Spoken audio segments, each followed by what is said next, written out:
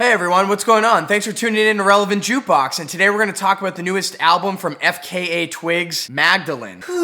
So it's been a little while, actually 5 years since we heard from FKA Twigs in a full-length capacity with her breakout album LP1, which is an album that put her right on the map of experimental R&B. It's a colorful, sensual, and somewhat alien listening experience that still sounds refreshing to this day, and I think that's mainly thanks to the futuristic and abstract production style of Arca that was all over that all kind of came together and felt almost like a more R&B flavor of Bjork or something. And Twigs continued to go down this rabbit hole with a follow-up EP that was pretty great in 2015, Melissa. But since the release of that EP, Twigs has been pretty quiet and been in the background without any social media presence really, like a lot of her contemporaries. Until she finally came out of her silence earlier this year with the lead single to this album, Cellophane, which was actually a pretty huge change of pace for Twigs overall, I thought. It's a very heartfelt piano ballad that's a very slow, enveloping, and emotional experience that I enjoy quite a bit, but at the same time gave us a pretty bare and skeletal instrumental compared to her past work. And this new album, Magdalene, that she released here is okay, but honestly leaves me scratching my head a little bit more than it does me enjoying it. Everything on here feels kind of plain and dry and honestly almost boring in comparison to her other stuff. Track to track on here, Twigs is reliving her past relationships, with each one having its like own feeling and story. Now this album isn't bad or anything like that. There are some standout tracks on it, like the track Sad Day, which is just about exactly that. And like Cellophane, we get another slow turning ballad, but on this cut there's a lot more going on instrumentally. The chorus on here is pretty devastating and actually features one of the catchiest hooks on the whole record in my opinion. I also dug on the track Daybed towards the back half of this album. The whole track has this feeling like you're rolling around in a bunch of dirt and fog with aliens or something like that, which when you look into the liner notes, Oneohtrix Point Never actually has production credits on here. But the rest of this album is where it gets kind of shaky, like with the track Holy Terrain featuring Future. I mean, it kind of sticks out like a sore thumb in comparison to the rest of the tracks on this record, with Twigs doing this kind of like artsy club banger kind of crossover. And yeah, it's just not really working for me, and Future's feature on here feels super random. Like I have no idea why she would choose him to be on here, honestly. And then directly after that, we get the track Mary Magdalene, which the melody on the chorus on here is just obnoxious. It just does not do anything for me. And I don't know, the rest of this track as it plays out is just not really that entertaining to me, like a majority of the rest of this album, which ends up being kind of forgettable. I guess I'm just not a huge fan of the production choices that she made on here, which, yeah, it's very dry and kind of organic sounding, but it is